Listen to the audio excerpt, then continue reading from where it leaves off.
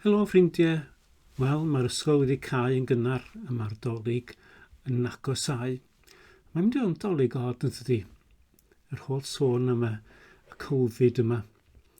Wir, mae eisiau ni fod yn ofalus yn does, ond mae'n mynd i golygu bod ni methu cyfarfod efo pawb dyn ni isio a wel, falle gewch chi jyst rhyw dolyg tawel gyda'r teulu. Please, cadwch yn saff. Gofiwch, golch eich dwylo, cadw pellter, gwisgo masg a newid yr aer yn y tŷ mwyn i chi geisio peidio cael yr haint yma. Ond pa mor od bynnag ydy'n dolyg ni'n mynd i fod, doedd o wir fod o'n byd o'i gymharu efo be nath Mair a Joseph ei brofi. Meddyliwch am yr holl angylion yna, meddyliwch am cael babi a hwnnw wedi enni mewn stabl.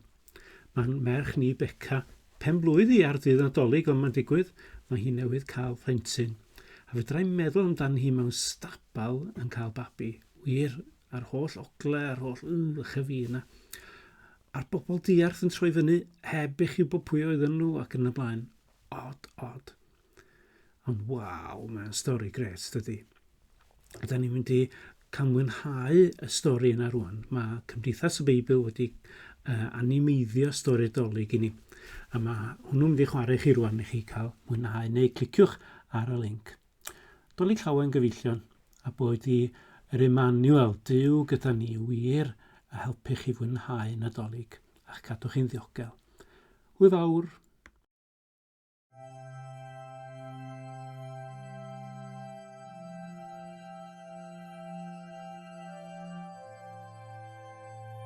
Roedd merch o'r enw Mair yn brysur wrth ei gwaith. Fe alwodd angel draw, ond nid drwy drws y daeth. Fe ddaeth fe o'n nunlle a syrthiodd Mair i'r llawr.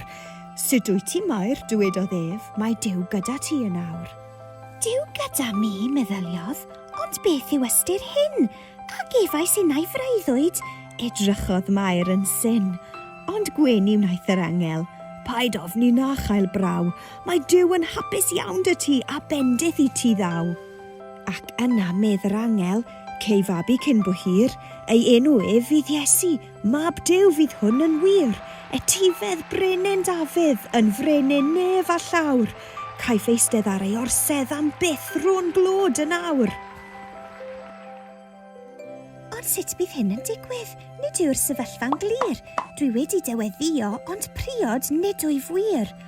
Ymddiried yn yr arglwydd, mae cynllun Duw ar waith, ei ysbryd ddawydd gynnal a gorffwys arnatnaeth.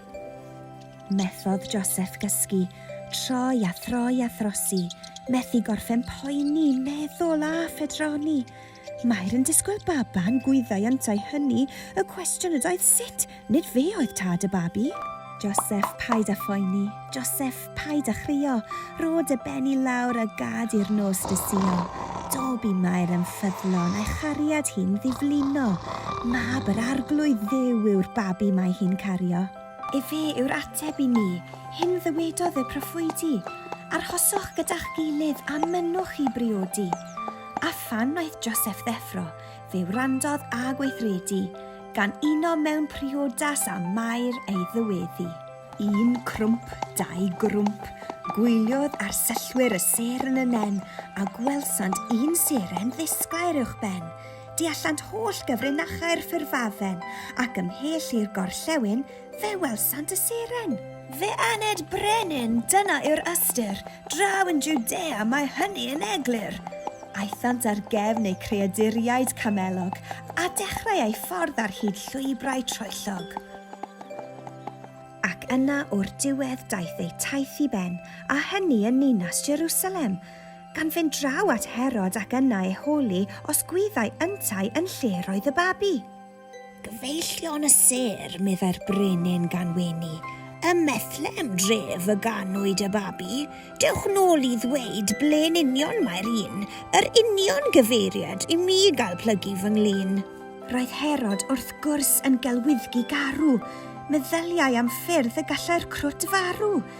Dyna'i fwriad pan welai i'r babi, ond gadawodd y tri heb ddeall am hynny. Arweinodd y seren hwy draw at y fan, tu syml nid palas a thyrau ym mob man, Pan welodd y tri gŵr y bachgen bach, fe dynon nhw lu o roddion o'i sach. Anregion a roddwyd yn addas i frenin, llond lle o bethau air disglau'r melin, myr hefyd sy'n bersawr hyfryd a thys sy'n llawn arogl speislyd. Y noson honno fe gawson nhw freuddwyd, un drwg ydoedd Herod a dwedodd ef gelwydd. Ni ddywedon nhw wrtho ym le roedd y bachgen ac adref a eithan drud ffordd arall amgen. Un crwmp, dau grwmp, crympiau crympiog, ymlaen a aint bob yn lwmp a bwmp lympiog. Un crwmp, dau grwmp, crympiau crympiog, gan ddilyn y seren ar noson serenog. Felly, meddech chi, beth oedd pwynt yr angylion, y bugeiliaid, cymelod, y seren a'r doethion, a'i stori yn unig yw hon i gael clywed ar ddydd Nadolig rhyw hwyl ddiniwed. Ond nid dyna yw hi, nid stori fach gynnes. Mae'n neges ganolog i bob ran o hanes. Y babi o Fethlem a dyfodd yn ddyn gan herio pob pŵer a phob brenin ei hun. Fe'n dysgodd fod caru yn well na chasau, fod gweini yn dda a maddau bai, dangosodd werth bywyd i bob un byw, y mawr a'r bach a'r holl ddynol ryw. Ac yna ar groes bu farw i'n ryddhau, marw i'n hachub mwyn ein glanhau, a cherddodd o'i fedd ddyddiau'n ddiweddarach, i droi'r nos yn ddydd na fu ei harddach. A dyna yw newyddion da'r angylion, daeth Iesu yn caru a hynny o'i galon. Bywyd newydd yn awr, bywyd newydd am byth, dyna rodd y Nadolig, dyna yw'r wyrth.